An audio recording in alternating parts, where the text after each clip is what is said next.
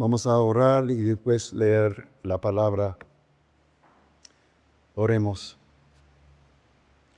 Oh nuestro Dios y Padre, gracias por la oportunidad de escuchar tu palabra, leída en la presencia de tu pueblo, y también, Padre, escuchar tu palabra, tu misma palabra, predicada para la gloria de Cristo y para la salvación de nosotros y los que van a creer por medio de la predicación de tu palabra.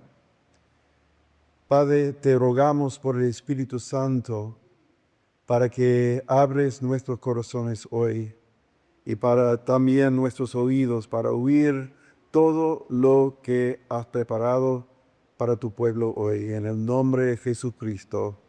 Amén. Estamos en Hechos capítulo 2 y hoy vamos a leer versículos 37 hasta 41.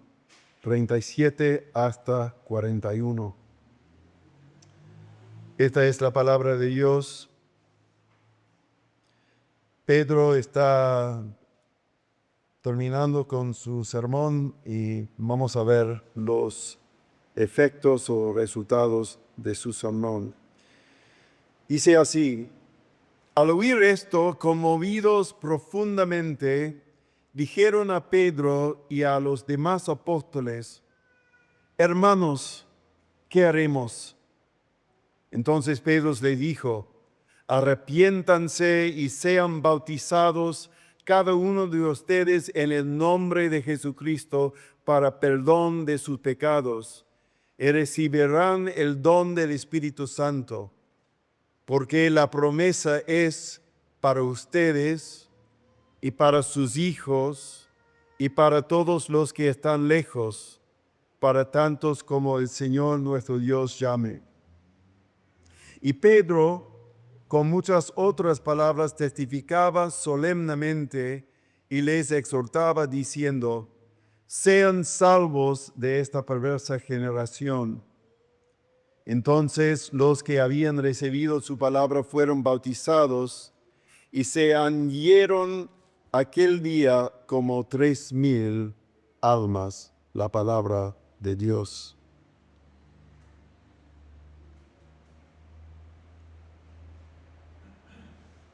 Hermanos, ¿qué haremos? Es el título del sermón de hoy. El apóstol... Gracias. El apóstol Pedro hizo dos declaraciones clave en el día de Pentecostés.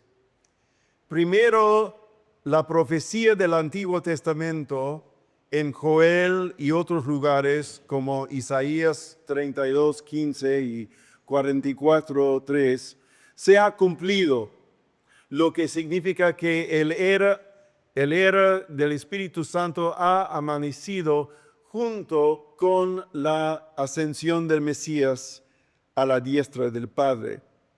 Y segundo, la muerte, resurrección y ascensión de Jesús de Nazaret a la diestra del Padre inauguraron el reino eterno del descendiente prometido al rey David. Así, una nueva era profética ha comenzado en el escenario mundial. Y con el reino incipiente de Jesucristo, el perdón de los pecados se proclama en su nombre, primero al judío y luego al mundo gentil o griego en esta época. Esto requiere de los hombres la doble gracia del arrepentimiento y la fe, lo cual debe ser sellado por el bautismo en agua y el don del Espíritu Santo. Por lo tanto, la misión de la iglesia, nuestra misión, es llevar las buenas nuevas de salvación hasta los confines de la tierra y reunir en un solo cuerpo a todos cuantos el Señor nuestro Dios llame a sí mismo. mediante, por supuesto, la proclamación apostólica de que Jesús es Cristo y Señor. Y este nuevo cuerpo, descrito por Pedro y en Apocalipsis como un reino de sacerdotes, incluye tanto a los creyentes adultos como a sus hijos. La iglesia, en griego la eclesia, es la comunidad prometida del nuevo pacto, sellada con la sangre de Cristo y por el don morador del Espíritu Santo. Entonces, hoy queremos considerar tres cosas. Primero, el efecto del mensaje de Pentecostés de Pedro en el versículo 37. Luego, tanto la demanda como la promesa del Evangelio en los versículos 38 y 39. Y finalmente, la exhortación a ser salvos y a formar parte de la comunidad del nuevo pacto de la iglesia en los versículos 40 y 41. Primero, el efecto del mensaje de Pentecostés de Pedro. Congregación, con nuestras Biblias abiertas, en el versículo 37 vemos los resultados asombrosos de la declaración de Pedro en el versículo 36, donde dice: sepa pues con certeza toda la casa de Israel que a este Jesús a quienes ustedes crucificaron, Dios lo ha hecho Señor y Cristo. Y en esta declaración, Él le dice a toda la casa de Israel que son culpables de crucificar al ungido del Señor, su Mesías, su Rey. Aunque algunos de los presentes tal vez no estuvieron el día en que Jesús fue injustamente juzgado y ejecutado, toda la casa de Israel es culpable del crimen. ¿Y por qué? Porque como dice en Juan capítulo 1, versículo 11, porque a lo suyo vino y a lo suyo no lo recibieron. La evidencia era abundante de que Jesús no era mero profeta, sino mucho más que un profeta. Él era el bendito del Señor que tenía poder de perdonar pecados, expulsar demonios, sanar a los enfermos y resucitar a los muertos. Pero después de que fue asesinado, Dios lo levantó a la vida para confirmar que a sus ojos, es decir, los ojos de Dios mismo, Jesús era en verdad el Señor y Cristo de Israel. Cuando Pedro dice, Dios lo ha hecho Señor y Cristo, no quiere decir que Jesús no fuera Señor y Cristo antes de su muerte en la cruz. Más bien quiere decir que Dios confirmó esta verdad ante todo Israel cuando resucitó a su Hijo amado de entre los muertos. Así, el efecto de la declaración de Pedro es poderoso e inmediato. Dice la Escritura en versículo 37, el principio del versículo: al oír esto, se conmovieron profundamente. Al oír esto, se conmovieron profundamente. Literalmente, el griego acá dice, fueron cortados al corazón. En otras palabras, la verdad de lo que Pedro declaró fue como una daga en sus corazones. Sus conciencias fueron quemadas por la verdad de que habían despreciado, rechazado y asesinado al Mesías de Israel. Emocionalmente, hermanos y hermanas, no podían creer lo que estaban escuchando y sin embargo no podían negar la autoridad, el poder y el peso de las palabras del Pedro. Además, ¿cuáles serían las consecuencias para la casa de Israel a la luz de eso? ¿No se estaban enfrentando con toda certeza la ira de su propio Dios por sus acciones? ¿Qué esperanza había para Israel como nación, como pueblo, que escape de su merecido juicio? Y así, a la luz de su culpa, le preguntan tanto a Pedro como a todos los apóstoles: hermanos, ¿qué haremos? Hermanos, ¿qué haremos? Esta es la pregunta más crucial que podrían haber hecho. Viendo que somos culpables de crucificar al ungido del Señor, ¿qué esperanza tenemos? ¿Qué remedio hay? Esencialmente, ¿cómo podemos ser salvos de la ira de Dios? Recuerden, amados, Jesús les dijo a sus discípulos la noche antes de ser crucificado que enviaría al Espíritu Santo, quien convencerá al mundo de pecado, de la justicia y de juicio. De pecado porque no creen en mí, de justicia porque yo voy al Padre y ustedes no me verán más, y de juicio porque el príncipe, es decir, Satanás, de este mundo ha sido juzgado. Juan 16, 8 y 10, hasta 10.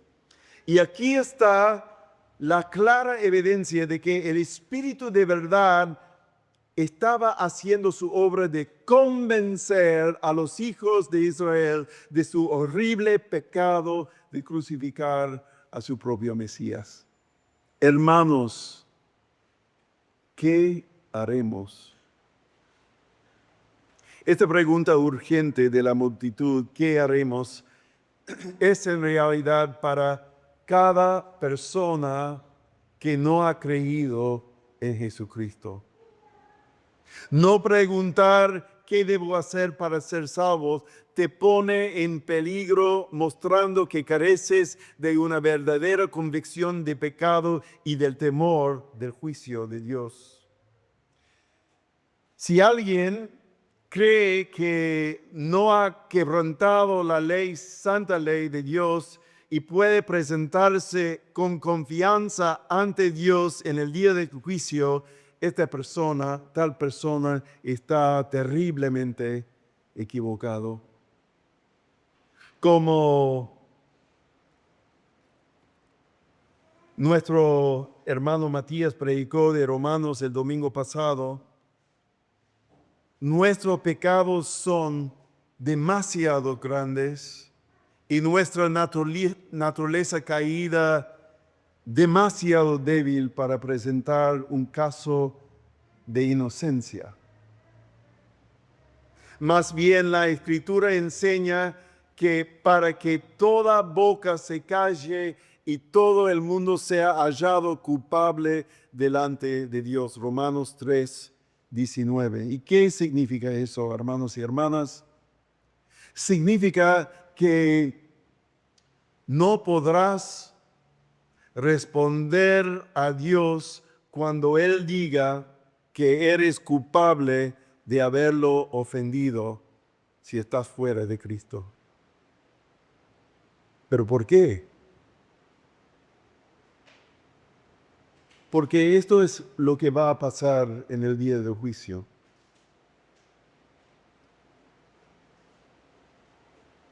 Tal persona fuera de Cristo va a ver la gloria de Dios y su bondad, y esa persona va a darse cuenta de que no ha alcanzado todo lo que Dios ha dicho que es correcto, verdadero y aceptable para él. Y también tal persona se dará cuenta de que no ha alcanzado lo que Él enseñó para ser un reflejo perfecto de su bondad y su gloria. Y cada fibra de un no creyente, cada fibra de su ser sabrá que Dios se ha juzgado justamente y no habrá nada que decir en respuesta, ni una sola palabra. Hermanos y hermanas, eso es fuerte, pero es la verdad. Ahora consideremos juntos la demanda y la promesa del Evangelio. Y así la pregunta, ¿qué haremos?, es una pregunta urgente para todos los que ven que su caso es desesperado, si Dios no es también misericordioso con aquellos que le han ofendido. Sin embargo, debido a que Dios no es solo justo, sino también misericordioso, la respuesta de Pedro a la multitud trae la mayor esperanza posible. ¿Qué dice en versículo 38? Arrepiéntanse y sean bautizados cada uno de ustedes en el nombre de Jesucristo para perdón de sus pecados y recibirán el don del Espíritu Santo. Amados, aquí está el Evangelio. Aquí están las buenas nuevas que todos nosotros necesitamos. Aquí está la verdadera esperanza porque viene de la misericordia de Dios para con los débiles, los pecadores y los impíos. Por lo tanto, intentemos comprender por qué las palabras de Pedro están tan llenas de esperanza, tanto en lo que se demanda como en lo que se promete. Primero, Pedro llama a sus oyentes al arrepentimiento, Y en el griego original, el verbo arrepentirse significa cambiar de opinión o de mente. Significa que una vez vimos las cosas de una manera, pero luego algo sucedió para cambiar completamente nuestra mente o opinión. Por ejemplo, podemos relacionarnos con una persona de una manera porque nuestra primera impresión de ella se basó en algo superficial, tal vez por su apariencia o quizás por algo que se dijo que no cayó bien. Pero luego, con el tiempo, al llegar a conocer a esta persona, vemos que nuestra opinión era muy superficial, que esta persona de hecho tiene muchas cualidades maravillosas y admirables, una profunda compasión hacia los demás, o una actitud muy sabia y considerada, o una fortaleza que le permite perseverar ante de circunstancias difíciles. Pero el punto es que tenemos un cambio completo de opinión y ya no podemos aferrarnos a nuestra primera impresión o a nuestro propio prejuicio contra esta persona. Pero el arrepentimiento en relación con Dios va aún más profundo y más allá, porque comenzamos a ver a Dios por quien es realmente y al mismo tiempo comenzamos a vernos a nosotros mismos como realmente somos a la luz de Dios y su ser, su bondad, su misericordia, su santidad, etc., su justicia. Cuando el rey David fue confrontado por el profeta Natán a causa de sus graves pecados, comprendió cuán horribles eran sus ofensas contra Dios. ¿Me acuerdan? Se dio cuenta de que no solo había arruinado la vida y el matrimonio de Betsabé, esposa de otro hombre, sino que en su perversidad había ordenado el asesinato de su esposo Urías, uno de sus guerreros más valientes y fieles en la primera línea de batalla, con el único fin de poseer la esposa de Urías. Esto es lo que David escribió en el Salmo 51, hablando directamente a Dios, confesando directamente a Dios. Contra ti solo he pecado y he hecho lo malo delante de tus ojos, de manera que eres justo cuando hablas y sin reproche cuando juzgas. Estas son palabras de un hombre cuyo corazón está cortado. Su conciencia no puede negar que ha ofendido a su Dios y Creador. Y de la misma manera, Pedro les dice a los hombres de Israel, por lo que han hecho al Mesías de Israel, que también necesitan cambiar opinión y estar de acuerdo en que han pecado contra Dios. Pero, hermanos y hermanas, el arrepentimiento también necesita ir acompañado de una acción que demuestre que ha habido un verdadero cambio de mente y corazón en relación con Dios. Por eso Pedro también añade, y sean bautizados cada uno de ustedes en el nombre de Jesucristo para perdón de sus pecados y recibirán el don del Espíritu Santo. En otras palabras, si el rechazar al Mesías y haberle dado muerte en la cruz te ha cortado de verdad el corazón, ahora también puedes tener la seguridad del perdón de Dios si eres bautizado en el nombre de Jesús, porque también crees que Dios lo levantó de entre los muertos y lo hizo Señor y Cristo. El bautismo es la señal externa que declara, como dice en 1 Corintios 6:11, ya han sido lavados, ya han sido santificados, ya han sido justificados en el nombre de Jesucristo y por el Espíritu de nuestro Dios. De hecho, el bautismo me marca como un pecador perdonado y como una nueva creación en Cristo Jesús. Aún más,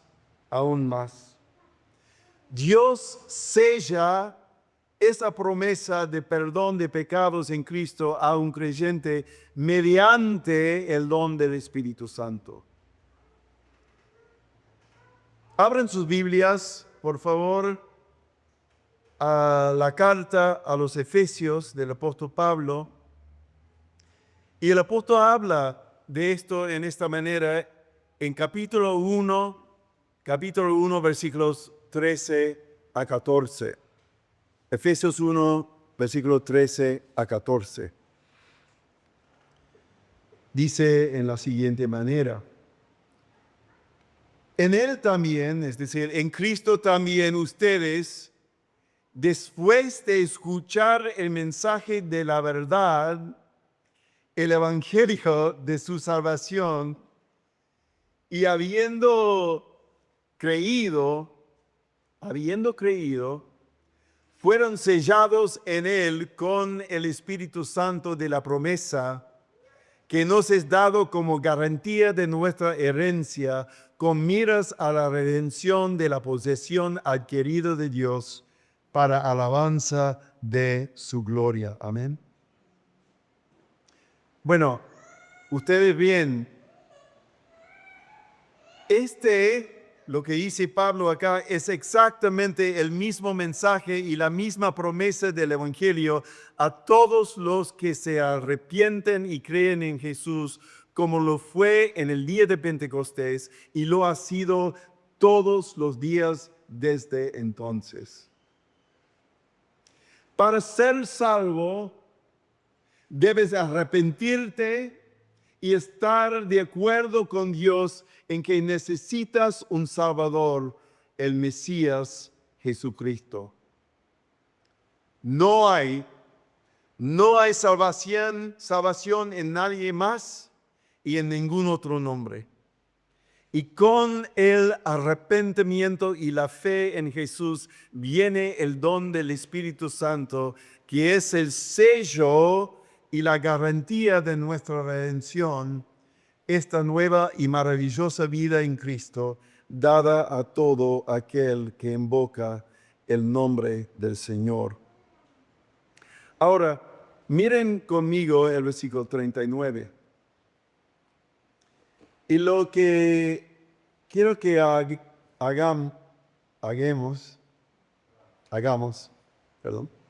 lo que quiero que hagamos es repetir este versículo siguiendo a mí, ¿no? Entonces, ¿por qué la promesa es para ustedes? ¿Por qué la promesa es para ustedes y para sus hijos y para sus hijos y para todos los que están lejos, para todos los que están lejos, para tantos como el Señor nuestro Dios llame, para tantos como el Señor nuestro Dios llame? Bien. Este versículo es muy importante, porque lo que Pedro está diciendo es que lo que Dios estaba prometiendo en Jesucristo no era solo para las muchas personas que lo estaban escuchando ese día. Los planes de Dios eran mucho más grandes y esto era solo un punto de partida. Las promesas de Dios no eran solo para los hombres adultos que estaban allí en Jerusalén ese día, sino también para sus hijos. Chicos, ¿están prestando atención? Sí. ¿Saben que Dios quiere ser tu Dios y que Él quiere que sean salvos de tus pecados en el nombre de Jesucristo? Tal vez uno de ustedes está pensando y creyendo que esto es realmente la verdad y es importante creer eso porque es la salvación. O tal vez aún no han pensado demasiado en que cuando Jesús murió en la cruz y resucitó de entre los muertos, lo hizo para salvar a sus padres de sus pecados, pero también para salvarlos a ustedes de sus pecados. Pedro dijo que la promesa de Dios es tanto para los padres que creen en Jesús como también para sus hijos. Y en nuestra iglesia, es decir, Solideo Gloria,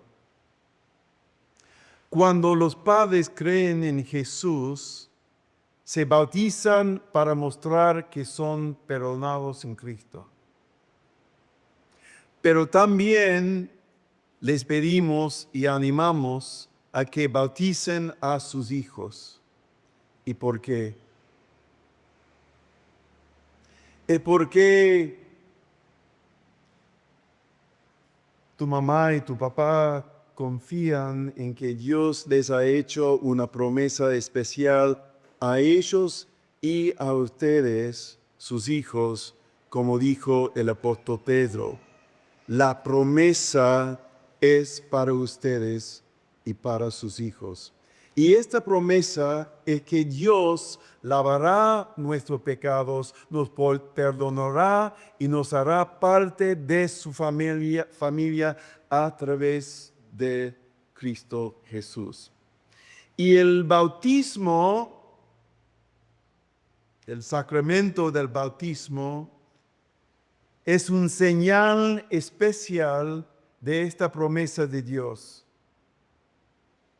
El bautismo muestra que Dios ha dicho que tú, al igual que tus padres, perteneces a Jesús y ahora eres parte de su gran familia, que es la iglesia.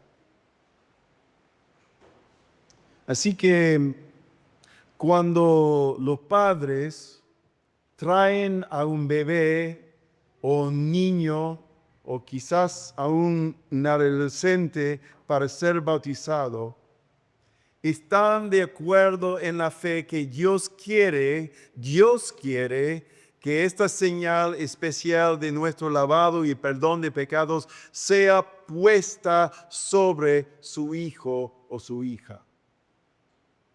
Creen que Dios ha dicho que su hijo debe ser criado en la iglesia, donde el Espíritu Santo les enseñará por medio de la palabra y las promesas de Dios a invocar a Jesús como su propio Salvador y Señor.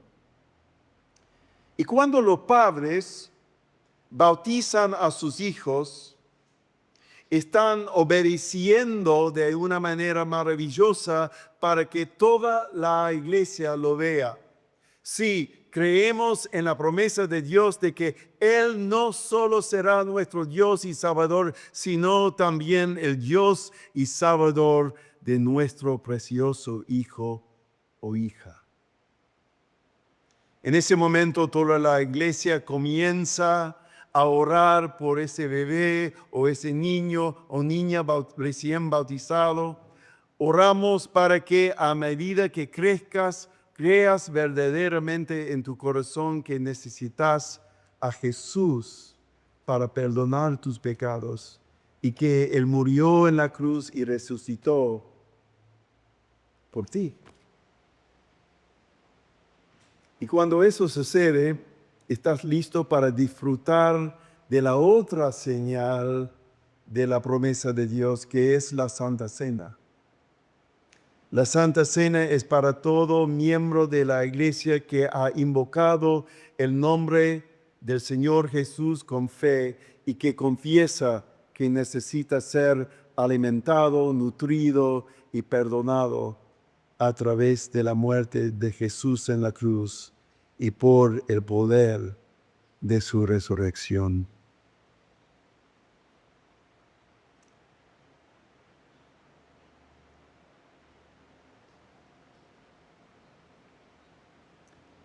El día cuando un niño o un hijo del pacto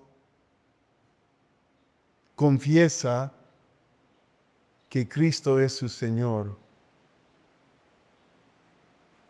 En ese día, el bautismo que has recibido se vuelve real y verdadero por tu propia fe. Y los padres dan gracias a Dios por su fidelidad. Toda la iglesia se regocija e incluso los ángeles en el cielo vuelven a celebrar porque Dios ha sido fiel en hacer un niño ahora más grande como lo suyo, como los padres cuando creyeron en Jesús. Amados, el Señor edifica su iglesia sobre el mensaje del Evangelio. Ahora, hay una cosa más gloriosa para que miremos en nuestro texto.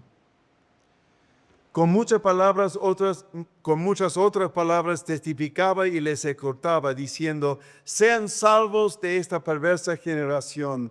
Así que los que recibieron su mensaje fueron bautizados y se añadieron aquel día como 3,000 personas. 3,000 personas. Es una cantidad. ¿Cuántos habitantes hay acá en San Carlos?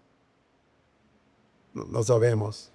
Pero 3,000, una cantidad, ¿no?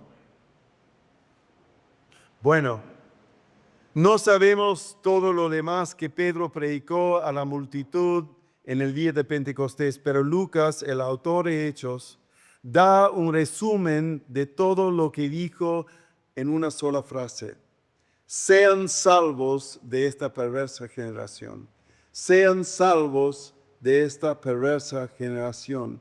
Y como he estado diciendo todo el tiempo, lo que Pedro declaró a aquellos que lo escucharan testificar sobre el Espíritu Santo y la muerte, resurrección y ascensión del Mesías de Dios, Jesús, así también les digo a todos aquí que aún no han invocado el nombre del Señor Jesús para ser salvos de sus pecados: sean salvos de esta perversa generación.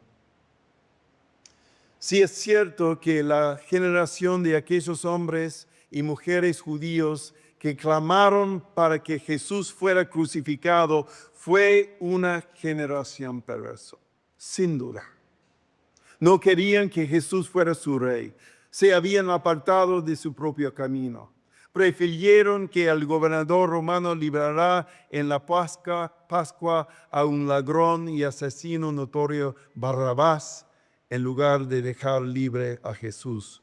Muchos judíos exigieron insistentemente que Jesús fuera crucificado. La gran mayoría de los principales sacerdotes y el concilio judío insistieron que Pilato llevara a cabo la sentencia de muerte contra Jesús, llamándolo blasfemo en lugar de inclinarse ante él como el Hijo ungido de Dios.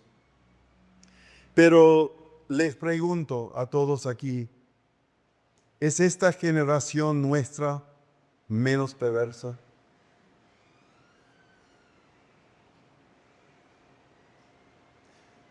Mientras personas resistan al Espíritu Santo y a la oferta de salvación de Dios a través de su unigénito Hijo Jesús, debemos decir que esta generación es tan perverso en su rechazo del único Salvador de Dios, como lo fue esa generación en el suyo.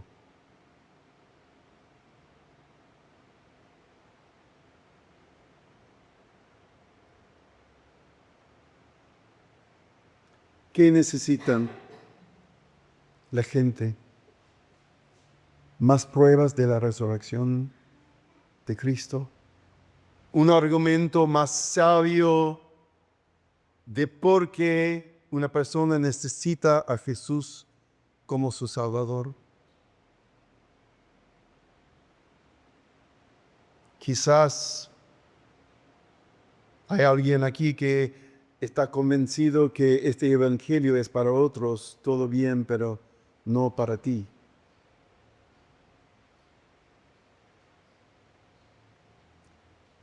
Ciertamente hay personas, conocemos a personas que creen todo lo que dice la Biblia sobre el juicio, salvación, vida eterna, solo es un mito o un cuento de hadas.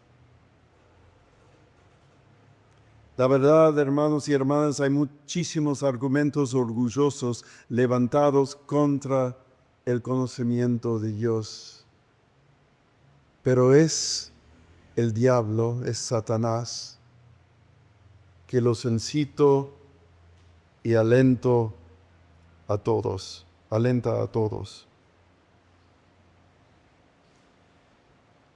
Quizás haya alguien aquí que está luchando sinceramente con dudas sobre Dios o sobre Jesús o sobre su propia pecaminosidad y debilidad. Entonces quiero que escuchen que este Evangelio de Cristo es especialmente para ustedes.